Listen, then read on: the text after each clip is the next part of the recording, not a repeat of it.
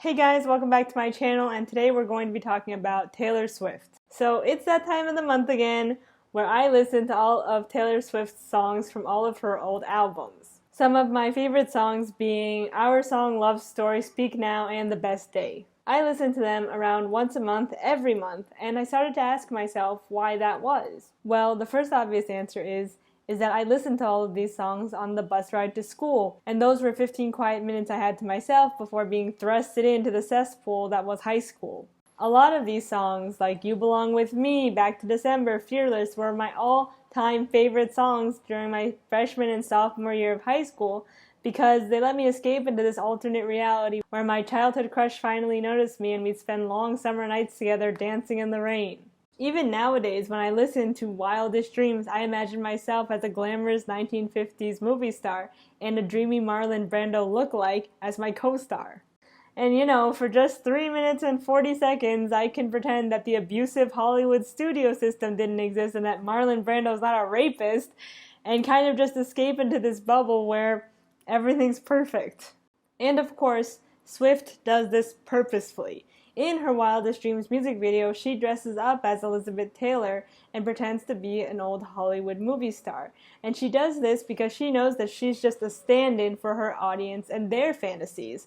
And in reality, I bet that she too fantasizes about the same thing, of being this old Hollywood movie star. And that's what I really like about her music and her songs, because they're so vague that you can kind of just put yourself in them, and that they're just this kind of nice, simple wish fulfillment. And going beyond wish fulfillment, these songs really helped me cope with the shitty relationship I was in. Listening to Taylor's breakup songs really helped me cope and deal with my first breakup, so maybe that's why Taylor has this kind of special place in my heart. And by Taylor, I mean her music, not her.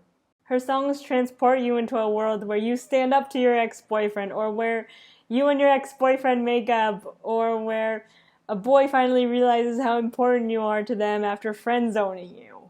And yes, friend-zoning is problematic, but girls can get friend-zoned too, due to the fact that we're always meant to connect with the male protagonist who gets friend-zoned by the girl, and never the girl who's friend-zoning the guy for obvious reasons. Not to mention the fact that girls and boys are fed the same message that they can't just be friends. Anyway, because her songs are mostly about boys, she gets a lot of undeserved hate, and she even gets another added layer of hate because her songs are meant to appeal to teen girls, and everything that a teen girl likes apparently sucks. However, whenever she tries to do new things, she gets shit for that too. So there's really no winning. She has made a few songs about her haters, and I think that just makes her more unappealing to people who already don't like her, but that's just what I think. And now we get to the crux of the video, which is separating the art from the artist.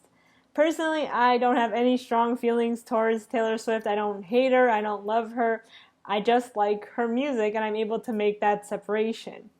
And I think I'm able to make that separation because I never had strong feelings about her in the first place. And of course, this separation is a lot harder to make depending on what the person has done, depending on your own beliefs, and you need to draw that line for yourself.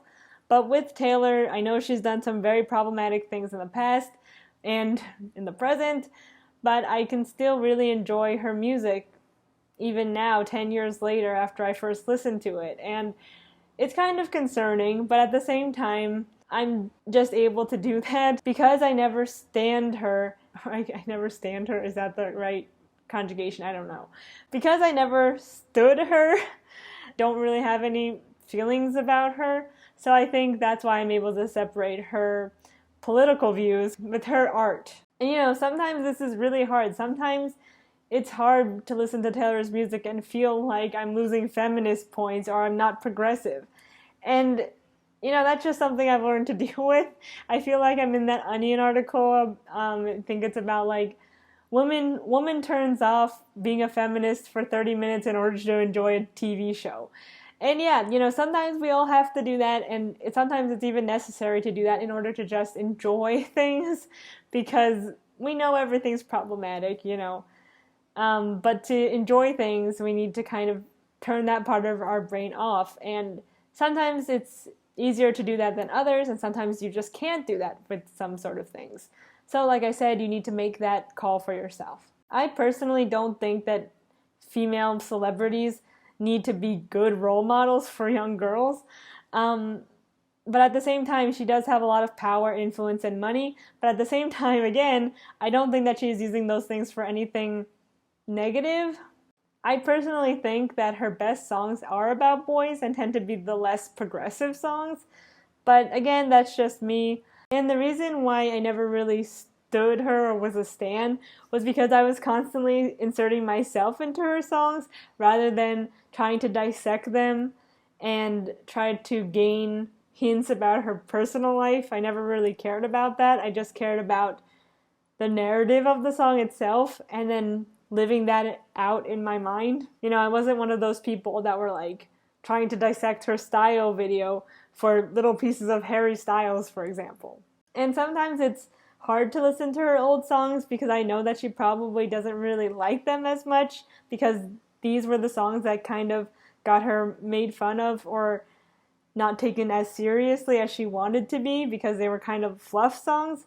But, you know, they're great songs in my opinion, so Taylor, if you're watching this, don't be ashamed of your old stuff. It's really good. And I don't know if she's actually ashamed of it or not.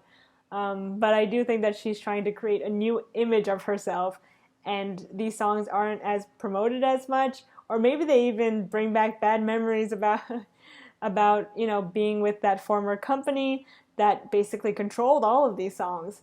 So yeah, that could be another reason why she doesn't like thinking about them. I don't really know, and I'm not here to try to dissect her life or anything, so we'll just leave it at that. And as for her new stuff, I stopped listening after her 1989 album came out. I do like Delicate from her Reputation album, but really after 1989 I stopped listening to her new stuff because, you know, I've changed, she's changed, whatever. But I can still really enjoy her old songs.